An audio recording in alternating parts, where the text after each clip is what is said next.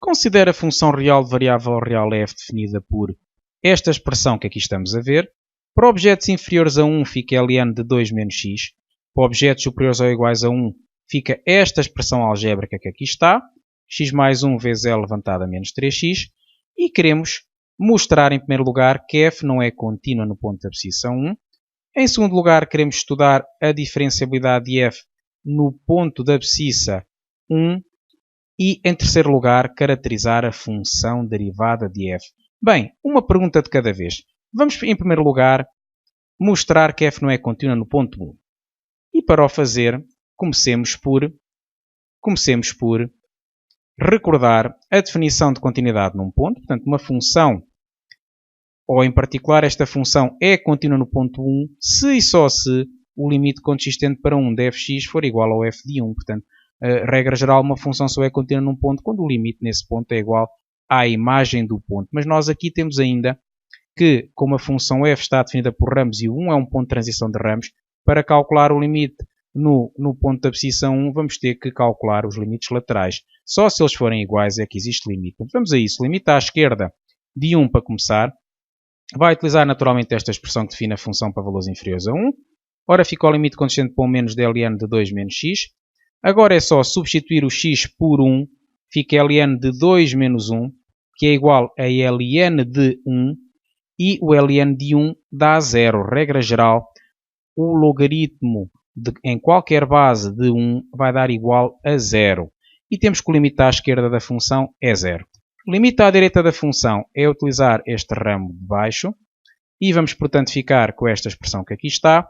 Substitui-se o x por 1, fica 1 mais 1, que é 2, é levantado a menos 3 vezes 1, que é menos 3, portanto, e concluímos que, ainda que é igual à imagem de 1, portanto, a imagem de 1 também é calculada neste ramo de baixo, mas, no entanto, o limite à esquerda de 1 deu 0, o limite à direita deu um número diferente de 0, e, deste modo, podemos concluir que, como o limite à esquerda é diferente do limite à direita, nem sequer existe limite no ponto 1, e, portanto, podemos concluir que f não é contínua neste ponto. Portanto, a função não é contínua porque nem sequer existe limite no ponto 1. E, dito isto, vamos agora à linha B, estudar a diferenciabilidade da função no ponto de abscissa 1. Há pelo menos dois processos para o fazer. O primeiro é calcular a derivada à esquerda e a derivada à direita, através da definição, mas, tendo em conta que nós já sabemos que a função não é contínua no ponto 1, há um processo mais rápido. Esse processo consiste em utilizar o teorema da derivabilidade e continuidade. Portanto, como o teorema da derivabilidade e continuidade diz-nos que se a função é derivável num ponto, então é contínua neste ponto. Ora, se ela não é contínua no ponto, então também não poderá ser derivável. Portanto, cá está. Como o f não é contínuo no ponto de abscissa 1, podemos concluir, pelo teorema da derivabilidade e continuidade, que f não é derivável neste ponto. E, portanto, vamos novamente recordar o teorema.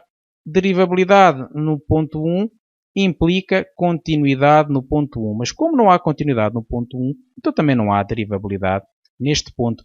Assim, num contexto mais intuitivo, se chove, então há nuvens no céu. Se não há nuvens no céu, então não chove. Portanto, é isso que se passa aqui.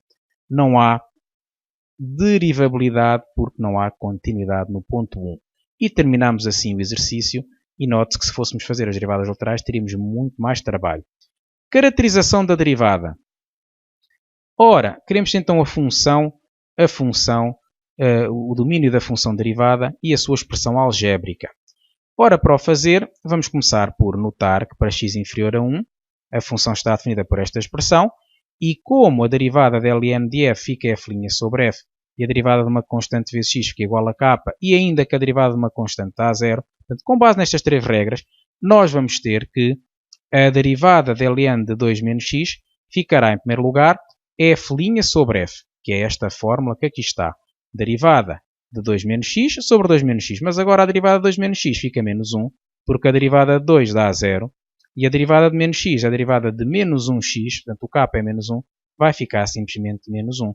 E chegamos assim à expressão derivada da função f para objetos inferiores a 1. Para objetos superiores a 1, ora, cá está o registro, para objetos inferiores a 1 fica assim. Para objetos superiores a 1, note que superiores a 1 eu não vou pôr superiores ou iguais, eu já sei que no 1 não há derivada, Já o provámos na linha B. Portanto, posso apenas falar de objetos superiores a 1. Nós temos estas regras que vamos precisar.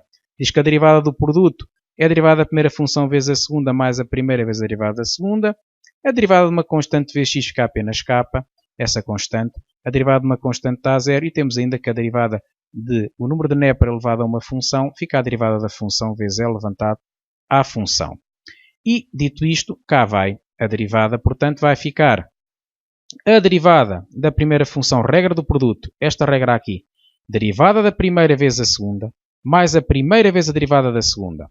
E agora temos que calcular a derivada de x mais 1. Ora, a derivada de x mais 1 é a derivada de x mais a derivada de 1. A derivada de x fica, a derivada de um x fica 1, com base nesta regra. A derivada de 1 fica 0, cá está. E vai ficar, portanto, 1 mais 0, que é 1, é levantado a menos 2x. E aqui temos que derivar o L levantado a menos 3x. Fica a derivada do expoente vezes L levantado ao expoente.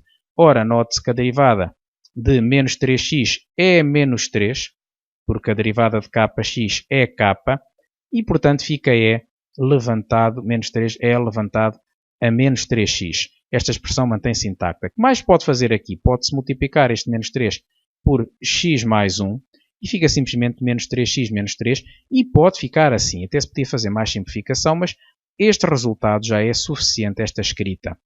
Conclusão, resumindo e concluindo, f' de x fica igual a esta expressão para x superior a 1, e como já sabemos que a função não tem derivada no ponto 1, vamos concluir que a função derivada caracteriza-se desta maneira, é sempre assim que se caracteriza uma função, tem como f' tal que vai de r excepto menos 1 em r, portanto o domínio da função derivada é de facto r excepto 1, que a cada objeto x corresponde a f' de x igual a esta expressão para x inferior a 1, foi o que encontramos, igual a esta expressão para objetos superiores a 1, é o que aqui está.